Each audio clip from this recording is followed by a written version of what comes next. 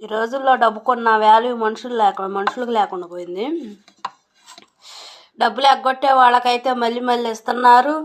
ఏం లేదు, మాయ మాటలు. వాళ్ళ మాయ మాటలకే మనుషులు లొంగిపోయి వాళ్ళకి ఎంతైనా ఇస్తారు. ఎగ్గొట్టినా ఇష్టమే, ఏం చేసినా వాళ్ళంటే ఇష్టమే.